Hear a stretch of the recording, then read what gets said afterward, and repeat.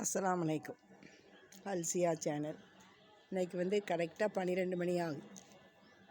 இன்றைக்கி தான் மாடிக்கு மழை வர்ற மாதிரி இருக்கனால தண்ணி ஊற்றவா வேண்டாமா அப்படின்னு வந்தேன். ஒரு 2 நாளைக்கு முந்தி பழைய சோறு. நாளைக்கு இதில் சட்டியில் எவ்வளோ இருக்கோ இதுக்கு 3 மடங்கு தண்ணி ஊற்றி நல்லா பிசைஞ்சி எல்லா செடிக்கும் ஊற்றி விட்டுருவேன். கொஞ்சம் கருவேப்பிலை தேவைப்பட்டுச்சு. கொஞ்சம் கருவேப்பிலை உடச்சிக்கணும்.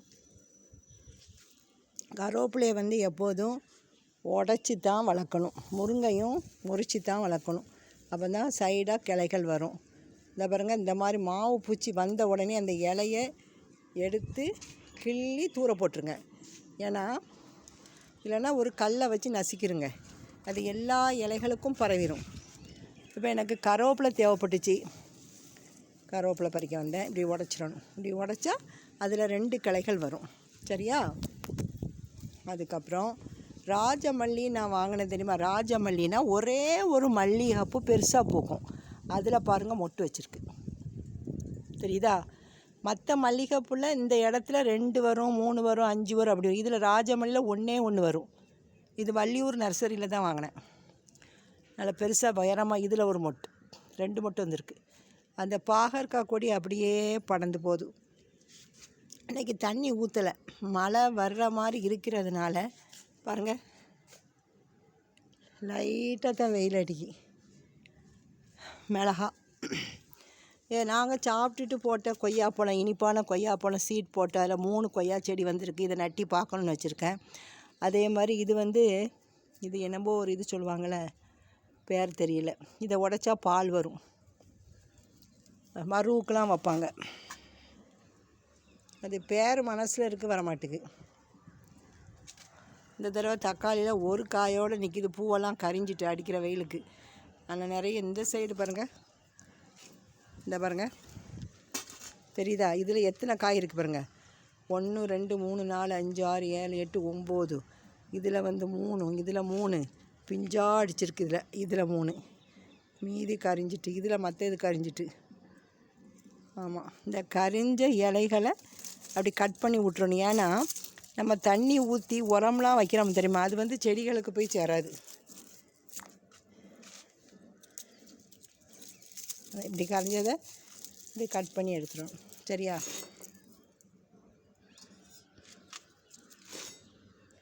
பாகற்காய் ஜோராக வளருது. ஒரே ஒரு பூ பூத்துருக்கு. குட்டி காய பாருங்க, இதோ குட்டியோண்டு காய் தெரியுதா? இந்த பூ இடையிடையே பிஞ்சு இருக்குது. இது எப்படி உதிராமல் வெம்பாமல் வருதுன்னு பார்க்கும். நல்லா வருது பாவைக்காய்.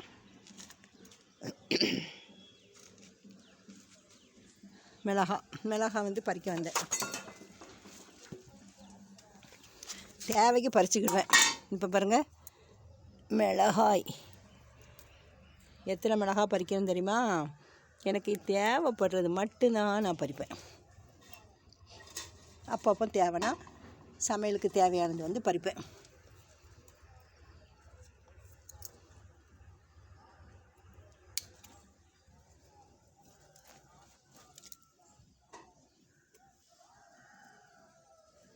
இது இன்னொரு 2 நாள் போட்டுமே. சரியா? இது பழுக்க முன்னால் பறிக்கணும். இதோ இன்னொன்று இருக்குது, மஞ்சள் அடிக்க முன்னால் பறிச்சிடும். இந்தா ரைட், 3 தான் பறிச்சிருக்கேன். மிச்சத்தை கிடக்கட்டும், தேவைப்படும் போது பறிச்சிக்கலாம். முருங்கைக்காய் பெருசாகிட்டு. இதை பார்த்துட்டு அப்படியே கீழே சமையல் போய் பார்த்துக்கலாம்.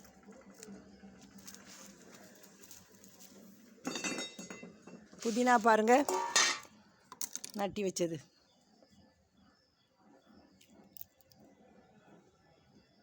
புதினா நம்ம காம்பு கடையில் அந்த கடைக்காரர் தூக்கி போடுற காம்பை பிடிங்கி நட்டினா கூட வந்துடும்.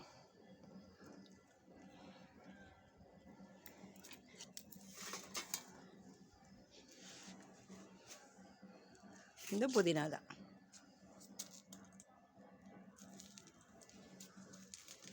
இந்த பீக்கங்காய் இன்னொரு 2 நாள் ஆட்டும். இன்னொரு பீக்கங்காய் அது எப்படி சுருண்டு இருக்குது பாருங்கள், வளைஞ்சி வந்திருக்கு.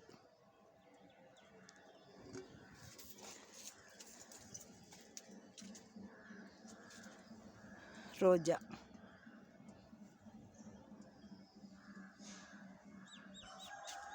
பப்பாளியும் நல்லா தளர்த்துட்டு.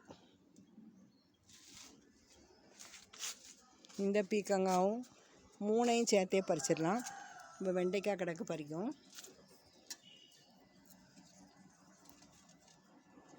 இந்த பிஞ்சு வெண்டைக்காயை அப்படியே சாப்பிட்றலாம். இன்னொரு வெண்டைக்காய் கிடக்கு. வெண்டைக்காய் பூவை பாருங்களேன், எப்படி இருக்குது பாருங்கள், சூப்பராக இருக்குது. உள்ள வயலட்டு கலராக எவ்வளோ அழகாக இருக்குது. இதுதான் வெண்டைக்காய் பூ. இன்னொரு வெண்டைக்காய் இருக்குது. இது மோர் குழம்புல போடலாம். நேற்று ஒரு 2 வெண்டைக்காய் பறித்தேன். 4 வெண்டைக்காயும் மோர் குழம்புல போடும். பீக்கங்காய் நல்லா பெருசாகிட்டு.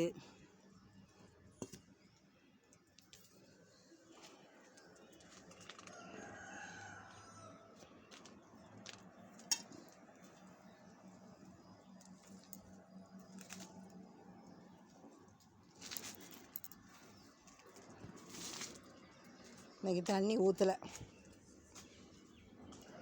இன்னும் நல்லா பெருசாக இருக்குது. நம்ம அப்படியே கீழே இன்றைக்கி என்ன சமையல் பார்க்க போவோம்.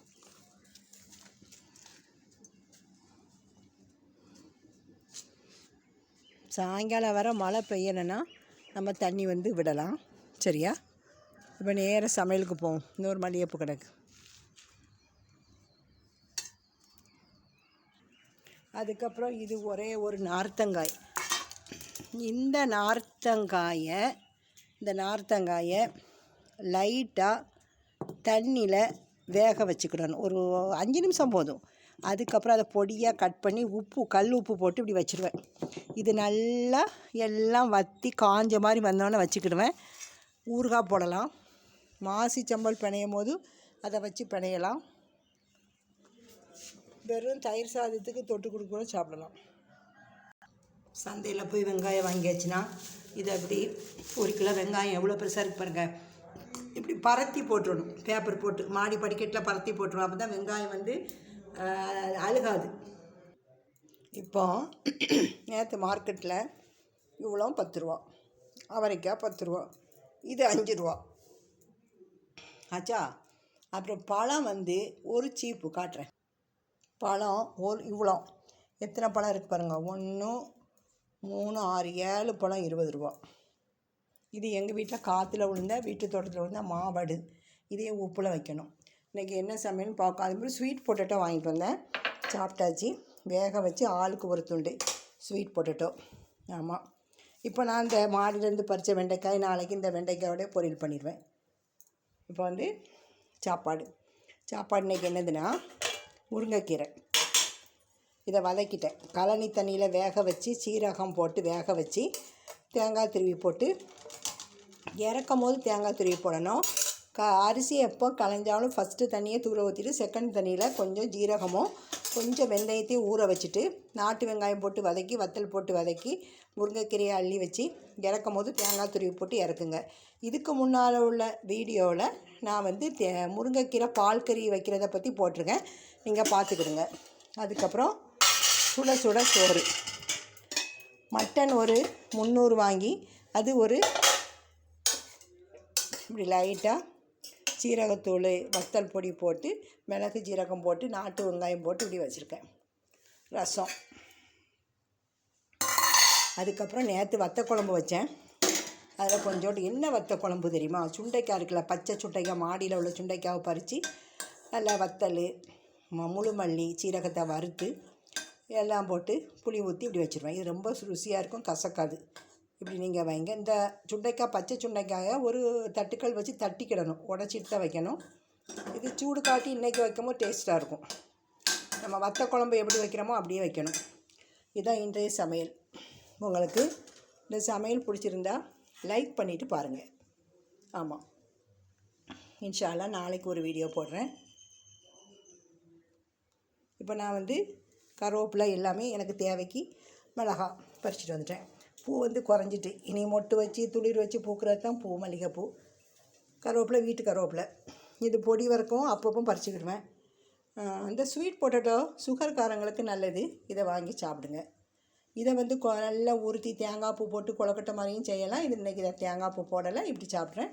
நீங்களும் வாரத்துக்கு 2 தடவை ஸ்வீட் பொட்டேட்டோ வாங்கி சாப்பிடுங்க. இது ரொம்ப நல்லது. அஸ்ஸலாமு அலைக்கும்.